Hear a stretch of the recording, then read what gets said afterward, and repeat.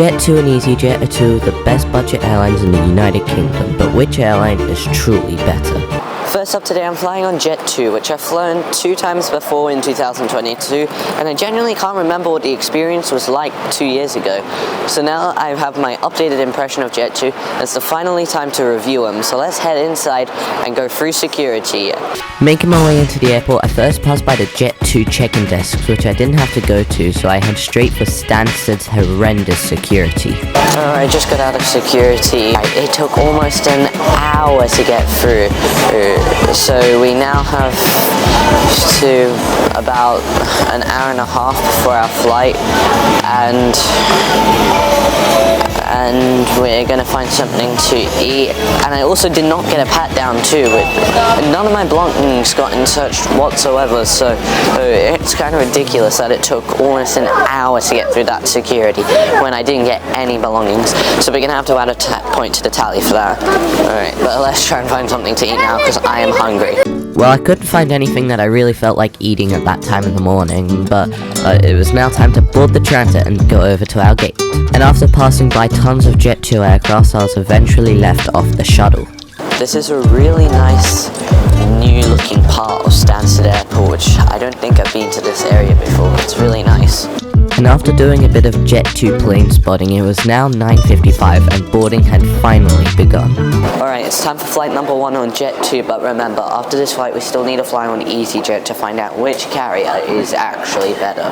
But before we get to that, I made my way onto the plane and through the cabin towards my seat where I'd be sitting for today's flight. Starting off with the comfort of the seat, and this seat is kind of firm but definitely not uncomfortable. And the backrest was comfortable, but the headrest was a metal bar. Because the seat is just a plastic tub, there is tons of room underneath the seat. And the silver lining to that is that there is a pretty decent amount of legroom, which was great to see. Today where I was seated, I was happy that I had 2 windows to myself. Okay, so some initial thoughts so far. Right off the bat, this seat is much more comfortable than I actually expected. The seat is quite comfortable, though the headrest is a metal bar, which isn't going to do too well for this 4-hour flight. And I also noticed that boarding wrapped up extremely fast, so it's now 10:20 and we might actually make our 10:30 scheduled departure. The other thing I noticed is that the cabin crew are actually extremely friendly on this flight. But remember, these are just some initial thoughts, and we still need to see things like the in-flight service and a bunch of stuff that is going to be happening once we're actually in the air on a 4-hour flight. But then I noticed that the armrest was actually stripped out and there was nothing inside. And at the cubby at the top of the seat was the safety card and menu for the flight. But at this point it was now 10:28 and we began to push back from the gate 2 minutes early to start taxiing. For the first flight of the day, I'm going to be flying 3.5 hours from London Stansted to Pathos, Cyprus. And after making it to the runway, it was time for takeoff.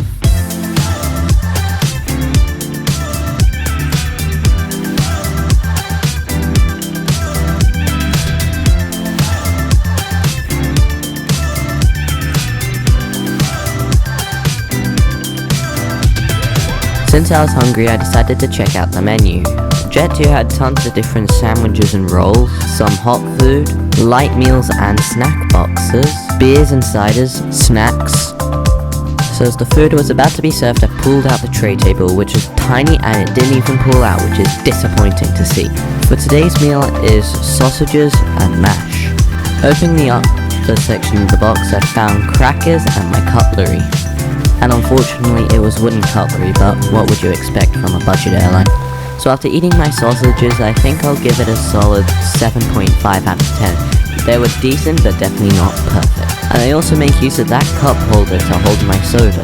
Now since there was no in-flight entertainment, I decided to build my own with my microphone box and my phone. And having a look at the sizable overhead lockers, I noticed that Jet2 actually put the destinations they currently fly to on them. But now I just looked at the views as we flew over the Austrian Alps. Okay, we are now well into this 4-hour flight to Cyprus, and so I think I'll go ahead and share some thoughts right now. So right off the bat, these seats are much more comfortable than I expected, like I said at the beginning of the flight. Second of all, this is an absolute beautiful flight. We've just been flying over Austria, and we're crossing the borders into Germany now. And the final highlight is that we're going to be landing 20 minutes early. We'd pushed back from the stand 2 minutes early, and we're going to land 20 minutes early thanks to a huge tailwind.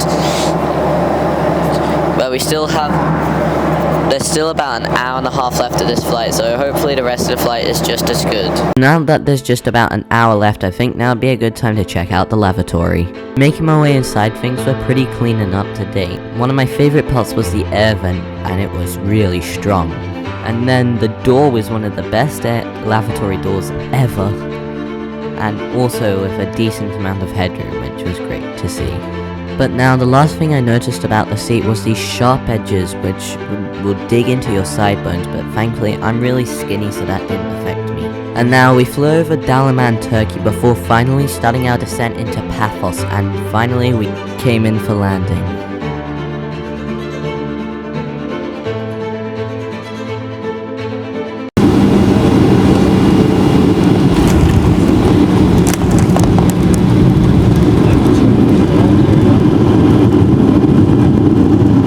And remember, that's only the first flight, but now we need to fly easyJet to find out which carrier is actually better, and I was not prepared for what was soon to come. Alright, now that we're all done on Jet 2, up next I'm going to be flying on easyJet, and the last time I flew easyJet was in November of 2023 on the smallest aircraft they operate, and I also flew them in October on the largest aircraft they operate.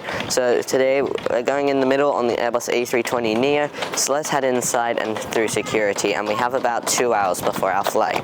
Making my way into the airport, I immediately noticed the easyJet check-in desk, which I again didn't have to go to, so I head straight for security. Okay, so I just made it through security. It was honestly pretty quick and easy to do. I didn't get inspected, which was a plus, though I will say that their security, they don't really have a system for it. It's kind of all messed up, but and then passport control was actually something I've never seen before. So they have kiosks where you scan your passport, then they give you a receipt, and then you go to a desk to get them stamped. Honestly, it's a bit excessive. You could just get them stamped at the desk, but it was a cool experience, and I wish I could film it to show you guys. Alright, but the restaurant where I'm going to get food is right behind me, and I saw it as soon as I jumped in line for passport control, so I'm going to grab some food there, try and fill up my stomach before easyJet tries to rip me off on the aircraft. I decided to get a burger, and then finally I got my beef burger, chips, and 7-Up. And after opening my burger, I was super surprised at how good it actually looked. And after taking a bite, it was super good. Right, even though there's still 55 minutes until our plane departs, we've been given the alert it's now time for boarding, and so luckily the gate is literally in front of us, so we're going to hop into the line now and board our easyJet Airbus A320neo. So after getting my boarding pass and passport checked, I went outside and made up my way towards the aircraft.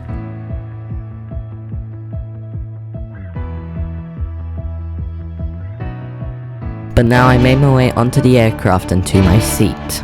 As always, let's start off with the comfort of the seat, and this seat is one of the most comfortable seats I've ever had on a plane.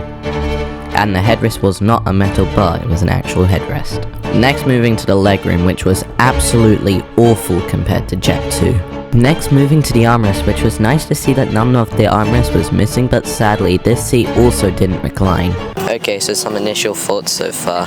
Right off the bat, these seats are actually much more comfortable than the ones on Jet 2, but the material is slightly different. This one's more of a squishy leather compared to the one on Jet 2. And it's also nice to see that there is an actual headrest and not just a metal bar, so when you put your head back, it's actually comfortable. Now the second thing is that the legroom is far tighter than the one on Jet 2.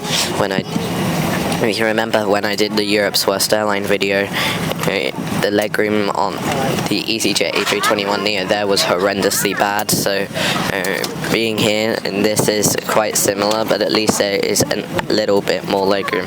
And also I think I'm slightly taller than the video on the Europe's Worst Airline video, so the A320neo does have a bit more legroom. And the final thing is that boarding is taking forever, and this is supposed to be a completely full flight. As for some of the other features, there was also a coat hook unlike the one on Jet 2.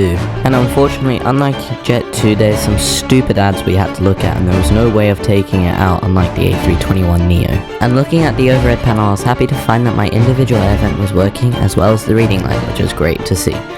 But at this point it was now 2:48 when we began to push back from the gate 12 minutes early. But then due to restricted airspace we had to sit on the tarmac waiting. But it was now 3:09 and we finally began to taxi towards the runway. For the second flight of the day, I'm going to be flying 4.5 hours from Pathos, Cyprus to London Luton. And finally, after turning onto the centre line, it was time for takeoff.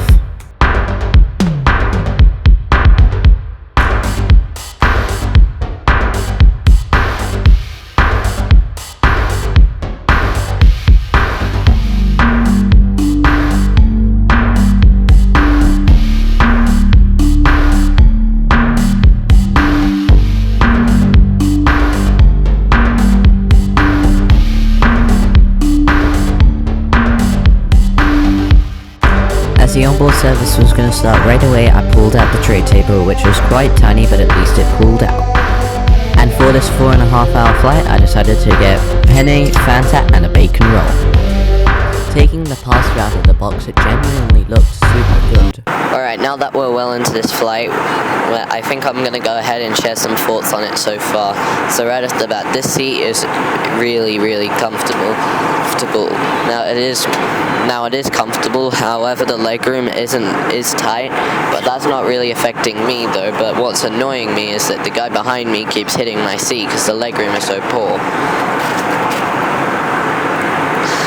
I also want to say something about the meal. I have to give the meal, a solid rating. So the pasta I'm giving an 8 and the bacon roll a 7.5. The reason for this is because the bacon roll didn't have as much bacon as I like to have because when I ordered it on British Airways 2 weeks ago at filming, there's a ton more bacon. There's a lot more bacon in the roll. And the pasta was really good considering they're on a budget airline. So that's why it gets an 8 out of 10. But there's still an hour and a half left of this flight, so it's going to be interesting. There's still an hour and a half left of this flight. So make sure you stick around to the end of this video to find out which of these two carriers is actually better. So now as the flight was coming to an end, I decided now would be a good time to check out the lavatory. After making it inside, I realized how clean it actually was, with another air vent and a decent amount of headroom too. But one thing I will say is that the floor was extremely sticky and the sink was also blocked. But now we finally started our descent into Luton and finally we came in for landing.